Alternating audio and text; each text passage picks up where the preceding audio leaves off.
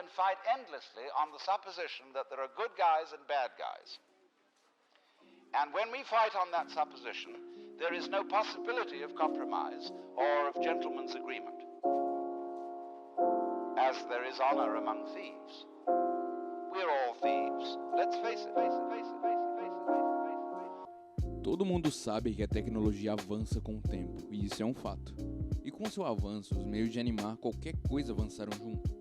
Agora temos filmes inteiros em CGI, algo que parecia inviável uns tempos atrás. Temos animes que utilizam de cores sólidas e tons pastéis para acrescentar um tom diferenciado à obra. Animes que utilizam de muitos impact frames, que são aqueles frames específicos que mostram a gravidade de algum impacto ou ataque.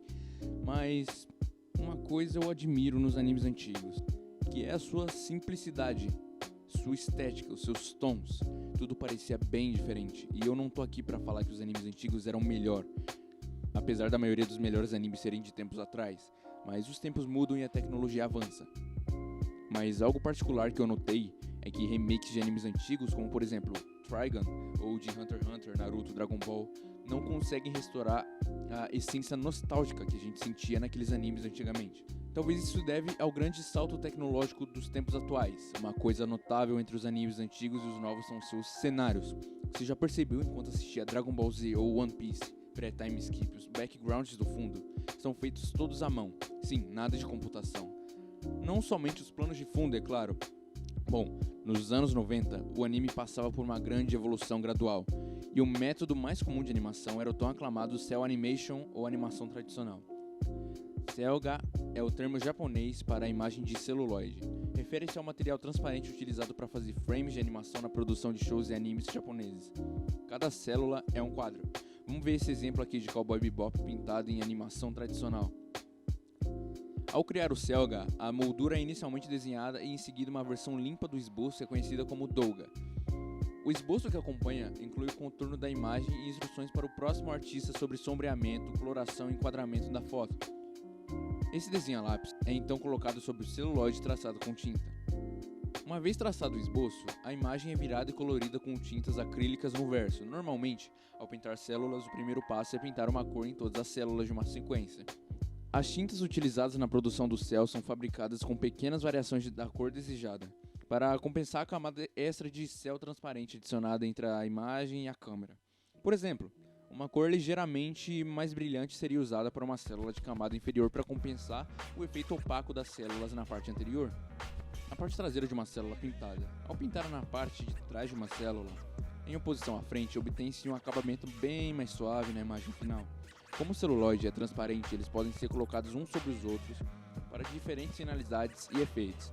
Normalmente, eles seriam colocados em cima de um fundo para criar a cena final. Cada parte da animação é dividida em várias sequências, cada uma representando uma única ação.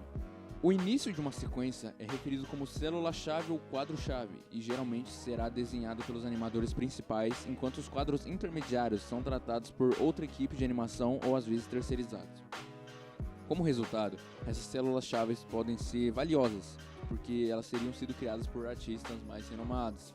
O restante das células em sequências são criadas para suavizar a animação entre os quadros-chave, e os animadores que lidam com esse trabalho de alto volume são chamados de intermediários.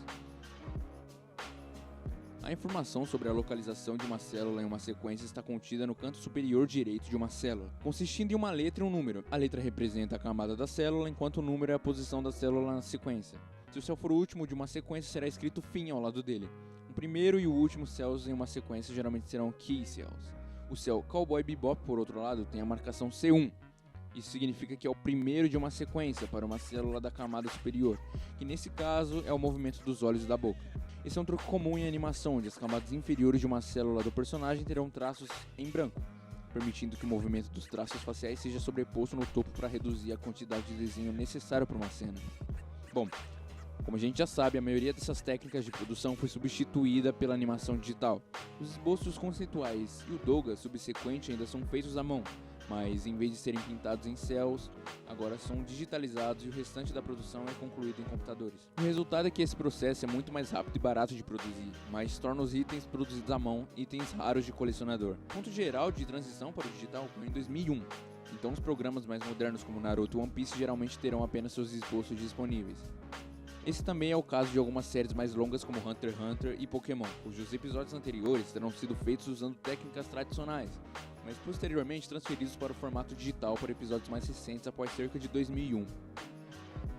A exceção a isso, às vezes, são as células promocionais que são produzidas pelos estúdios de produção relevantes, como o estúdio de Naruto e o estúdio Ghibli, como itens colecionáveis únicos, mas a principal diferença é que eles não terão sido usados na produção do show e muitas vezes os planos de fundo foram impressos em vez de ser pintados. Os anos 90 foram o auge da era da animação celular tradicional, como o tal anime para TV começou regularmente a integrar técnicas de animação de nível superior que antes eram restritas a longas metragens e curtas metragens como OVAs ou OVAs, como você queira chamar. À medida que a tecnologia se tornava mais fácil de usar, menos dispendiosa e mais amplamente disponível, isso fez com que certos elementos estilísticos se tornassem a norma para a indústria.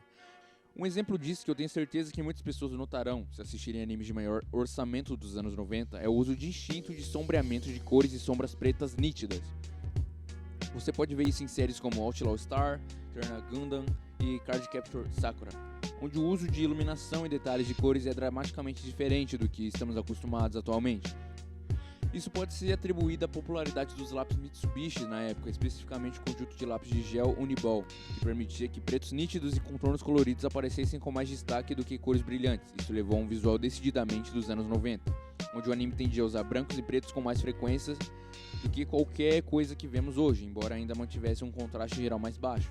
Basicamente, a cada geração surgem novas tecnologias que criam uma estética definitiva para uma geração.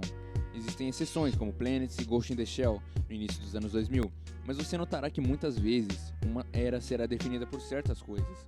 No início dos anos 2000, por exemplo, o anime ainda sentiu o impacto da mudança para a animação digital e ferramentas como o Tablet Wacom. Então muitos trabalhos possuíam paletas de cores um tanto quanto obscuras e linhas turvas, porque a tecnologia simplesmente não existia. Até os animes de hoje em dia têm um visual um tanto padronizado, graças às mudanças na fotografia digital que permitem o uso de filtros ou outros efeitos visuais secundários no pós-processamento. Então basicamente essa é a maior diferença entre os animes atuais e os animes antigos, e a maior diferença está na sua forma de animação, é claro. Então, eu espero que você tenha gostado desse formato de vídeo, e eu sei que é um formato bem diferente do que eu falo aqui, mas eu gostaria que mais pessoas soubessem dessa cultura tão rica que é a cultura japonesa. Um próximo vídeo que eu gostaria que você assistisse é esse aí, onde eu falo dos delinquentes no Japão e como eles influenciaram uma década inteira de animes. Eu vou ficando por aqui, e caso você tenha gostado, deixe o seu like e compartilhe para alguém que você acha que gostará desse tipo de conteúdo. Fora isso, não se atreva a se tornar um vazio.